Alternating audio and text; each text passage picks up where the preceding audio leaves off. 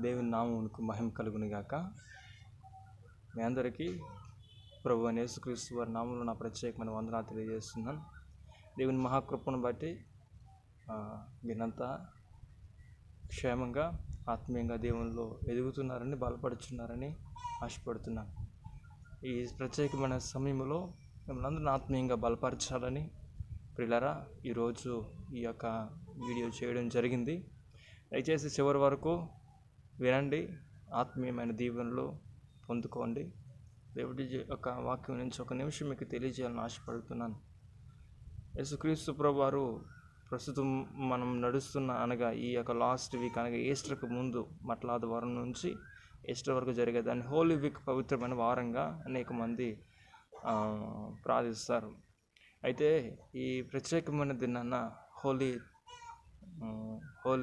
Days కానీ అనగా మట్లాది వారం నుంచి జరుగుతున్న ఈ వారం అంతా ఏంటంటే ప్రజలు గుడ్ ఫ్రైడే అని ఇలా రకరకాల అంటే ఒక్కో దానికి ఒక్కొక్క రోజున ఒక్కొక్క విధం యేసుప్రభు వారు ఒక్కో రోజున ఒక్కొక్క పని ఒక్కొక్క రోజున ఒక్కొక్క విధంగా చేసిన పని లెక్కిస్తూ హోలీ వీక్ అంటారు. అయితే ఈ వీక్లో జరిగినవి కొన్ని సందర్భాల ముందు నుంచి ఆశపడుతున్నాను. అదేంటంటే యేసుప్రభు వారు ఆయన ప్రయాణం వెళ్తుండగా మొదటి రోజున పామ్ సండే రోజున మనం చూస్తాం బైబిల్ గ్రంథంలో ఆయన ఈ యొక్క కట్టబడిన గాడిదను విడిపిస్తారు. ఆ గాడిద మీదకి ఎక్కి ఆయన ఆ గాడిద మీదకి ఎక్కడం ద్వారా ఆ గాడిద యొక్క పరిస్థితులు మారినట్లుగా మనం అందరం వాక్యాలు వింటున్నాం. అయితే మొట్టమొదటి ఇన్సిడెంట్లో యేసుప్రభు వారు ఆ గాడిదను విడిపించమన్నారు కాబట్టి గాడిద విడిపించబడింది. ఆయన కోరుకున్నారు కాబట్టి ఆ గాడిద కట్టబడిన కట్టెల నుంచి విడిపించబడింది. యేసుక్రీస్తు ప్రభువారు లేకపోతే సర్వ మానవాళికి ఆధారం లేనట్టే. యేసు ప్రభువారు ఎన్నుకున్నారు కాబట్టి మనము ఏర్పరచబడ్డాం, రక్షింపబడ్డాం.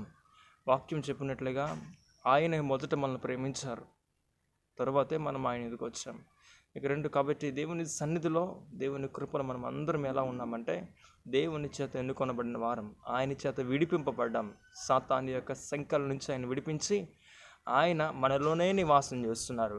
ఇది గొప్ప ఆశ్చర్యకరమైన సంగతి. ఇక తదుపరి అంశం, యేసుప్రభు వారు ఒక చెట్టును చూస్తారు, అంజూరపు చెట్టు. ఆ చెట్టును చూసినప్పుడు అది ఫలించకుండా ఎదుగడం చూస్తారు. దాని ఆకులే ఉన్నాయి కానీ కాయలు లేవని. ఏంటండి, కాయలు లేనంత మాత్రాన అది కాలం కాదు కదా, సీజన్ కానప్పుడు ఎలా ఫలిస్తుంది అంటారు. కానీ అది చూడడానికి ఎలా ఉందంటే పచ్చగా ఉంది, ఫలించినట్లుగా ఉంది. ఏంటి మాటకు అర్థం అంటే అంజూరపు చెట్టుకున్న లక్షణం ఏంటంటే ఆకులతో పాటు కాయలు కూడా వస్తుంటాయి. ఇది అంజూరపు చెట్టు లక్షణం. మనం పరిశీలన చేస్తే అది ఆకులు ఉంది అంటే ఫలించినట్టు ఉంది. దీనినే మనం ఏమంటామంటే ఆత్మీయంగా మనం తీసుకుంటే పిల్లరా, ఈరోజు నాటి క్రైస్తవ్యం ఒక విధంగా మనం పైకి ఆత్మీయంగా కనిపిస్తున్నా కానీ హృదయంలో మాత్రం దేవుని గూర్చిన ఆసక్తి కానీ దేవుని గూర్చిన భక్తి కానీ ఉండడం లేదు. చాలామంది పైకి భక్తి కలిగిన వారుగా లోపల శక్తి లేని వారుగా నివసిస్తున్నారు. అందుకనే ఈ భక్తి లేకపోతే దేవుని మనం సంతోష పెట్టలేము, దైవాసరులు పొందలేము. కాబట్టి దేవునికి ఇష్టలుగా ఉందాం. తదుపరి యేసుప్రభు వారు యెరూషలేమును గురించి మాట్లాడతారు. యెరూషలేమా, ఎంతకాలం నేను మీతో కూడా ఉంటాను, ఎంతకాలం నేను సహించాలి అంటారు. ఎందుకంటే నువ్వు ప్రవక్తలను చంపుతూ నువ్వని దాన్ని బట్టి మాట్లాడుతూ ఆయన ఏడుస్తారు, కన్నీరు విడుస్తారు. ఆయన బాధ పెట్టింది. యెరూషలేము అనేది అనేక మందికి నివాస స్థానంగా ఉండాల్సింది. అదేమైందంటే అనేక మందికి ఆశ్రయం ఇచ్చింది, అనేక మంది రక్షించింది. యేసుక్రీస్తు ప్రభువారు బోధించిన ఆ దేవాలయంలో అనేక మంది రక్షణ పొందవలసిందికి బదులు అనేక మంది ప్రవక్తలు ఆ యెరూషలేములో ఉన్నారు. కానీ మనం పరిశీలన చేసినట్లయితే అక్కడ మాత్రం ఏమవుతుందంటే దేవుడు ఏడుస్తున్నాడు. ఎక్కడ దేవునికి మహిమ కలగాలో అక్కడ దేవుని అవమానపరచబడుతుంది. ఎందుకనంటే యేసుక్రీస్తు ప్రభువారు సిలువకు అప్పగింపబడుతున్నారు. ఏ నోటితోనో యేసయ్యను పరిశుద్ధుడు అన్నారో ఆ నోటితోనే సిలువ వేయండి అనబోతున్నారు. ఈ విషయాలు చూస్తూ ఆయన ఏడుస్తున్నాడు.